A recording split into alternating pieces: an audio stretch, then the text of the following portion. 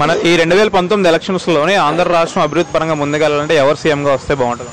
ఇప్పుడు ప్రస్తుత పరిస్థితులను బట్టి తెలుగుదేశం పార్టీ ముందుకు వెళ్తే అభివృద్ధి బాగుంది. ఇప్పటికి చాలా వరకు అభివృద్ధి అవుతుంది. ఇంకో విషయం ఏంటంటే దేనికైనా రాజకీయానికి అనుభవం ప్రధానం. అంతేగాని ఇప్పుడు కుర్రోళ్ళు ఇచ్చారు, అనుభవం లేని వాళ్ళు వస్తే ఏం చేయాలో వాళ్ళకి విజన్ అనేది అంతగా తెలియదు. కాబట్టి ఒక విజన్ ఉన్న వ్యక్తి, ఆలోచన ఉన్న వ్యక్తి, అలాంటి వ్యక్తి చంద్రబాబు నాయుడు గారు పరిపాలన చాలా బాగుంది. చంద్రబాబు నాయుడు గారు ఈ ట్రిప్లో కూడా మళ్ళీ వచ్చే మరి రాష్ట్ర అభివృద్ధి పదంలో నడుస్తుంది. అది ప్రజలు అందరి నమ్మకం. తరువాత అటు అభివృద్ధి ఇటు సంక్షేమం రెండు విషయాల్లో కూడా ఆయన ముందడుగు వేస్తూ వెళ్తున్నారు. అంతే తప్ప చాలామంది ఏదో చెప్తారు. ఇప్పుడు ఈవేళ అవినీతి పరులు ఇప్పుడు ఇంకో పార్టీకి వెళ్ళిపోయి మేమే గొప్ప, ఆ పార్టీ చంద్రబాబు నాయుడు లేదన్నారు. అదే పార్టీలో ఉంటప్పుడు ఆ పార్టీ బాగోలేదని అనలేదు. అంటే ఈ పార్టీ ఫిరాయింపులు అనేది స్వార్థం కోసం వెళ్ళేవాళ్ళే. కానీ ఇప్పుడు ప్రతి వాళ్ళు కూడా ఇంకో పార్టీకి వెళ్ళిన వాళ్ళంతా స్వార్థపరులు, అవినీతి పరులు పక్కా చెప్పగలను. అంతే.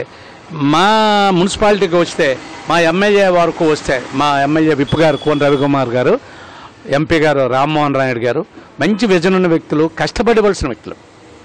ఆయన నాయకత్వం ఏ విధంగా చెప్తారో ఆ విధంగా అభివృద్ధి పదంలో వెళ్తున్నారు. ఒకప్పుడు ఆమదాల వలసలో రోడ్లు సరిగా లేక నానా బాధపడ్డాం మా మున్సిపాలిటీ కూడా. ఈరోజు చాలా అభివృద్ధి, అలాగే జిల్లాలో చాలా అభివృద్ధి అయింది. బిల్డింగ్లు కానీ, పెన్షన్లు కానీ, రేషన్ కార్డులు కానీ, హౌసెస్ కానీ చాలా అభివృద్ధి అయింది. తెలుగుదేశం పార్టీ మరొక 10-20 సంవత్సరాలు పరిపాలిస్తే ప్రజలు చాలా సుఖంగా ఉంటారని నా అభిప్రాయం. ఈ 4.5 సంవత్సరం అభివృద్ధి అది ఎలా జరిగింది? అభివృద్ధి చాలా చక్కగా జరిగింది. అభివృద్ధి విషయంలో ఏమి వెనుకంజలేదు. కష్టకాలంలో అభివృద్ధి జరిగింది. ఇంకేమైనా వస్తే ఒక విధంగా సెంట్రల్ గవర్నమెంట్ మనకు నష్టపెడుతుండి ఇచ్చిన ఫండ్స్ కూడా వెనక్కి లాక్కున్నప్పుడు కూడా మనం ధైర్యంతో ముందుకెళ్ళి అభివృద్ధి చేసుకుంటూ పోతున్నాం. కాబట్టి అభివృద్ధి విషయంలో బాగలేదు. అదే సెంట్రల్ గవర్నమెంట్ మనకి కోఆపరేట్ చేస్తే ఇంకా మన రాష్ట్రం అభివృద్ధి అవుతుంది. స్థానంలో దేశంలో ఏమన్నా రాష్ట్రంగా మన ఆంధ్రప్రదేశ్ ఉంటుందని మా నమ్మకం.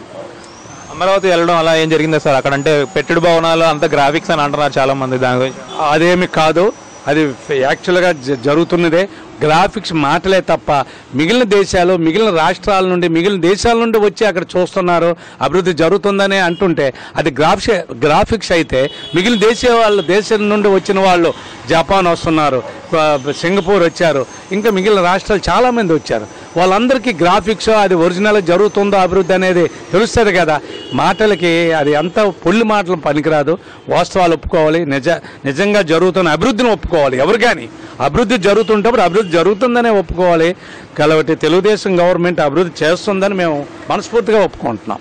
ఈసారి కూడా తెలుగుదేశం వస్తుంది. తెలుగుదేశంకి మేము అందరూ ఓట్లేస్తాం.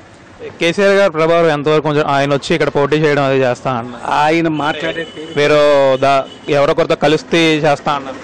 ఏమీ లేదండి. కేసీఆర్ గారు అక్కడ పరిమితం సెంటిమెంట్ మీద ఆయన చలామణి అయిపోతున్నాడు. ఒకప్పుడు కేసీఆర్ తెలుగుదేశం పార్టీలో ఉన్నవాడు. ఆయనకి మంత్రి పదవి లేదని చంద్రబాబు నాయుడు గారితో వ్యతిరేకించి వెళ్ళి అక్కడ సెంటిమెంట్ మీద దెబ్బ కొట్టి ఆ విధంగా ఏదో జరిగింది. సెంటిమెంట్తోనే వస్తున్నాడు కానీ అభివృద్ధితో కేసీఆర్ రావట్లేదు. ఆయన ప్రభావం ఆంధ్రప్రదేశ్లో ఏమీ ఉండదు, మాటలు తప్ప ఏమీ ఉండదని నా అభిప్రాయం. ఈ వీడియో మీకు నచ్చినట్టయితే లైక్ చేయండి, షేర్ చేయండి. మరిన్ని ఇంట్రెస్టింగ్ వీడియోస్ చూడడానికి మా ఛానల్ కు తప్పక సబ్స్క్రైబ్ అవ్వండి.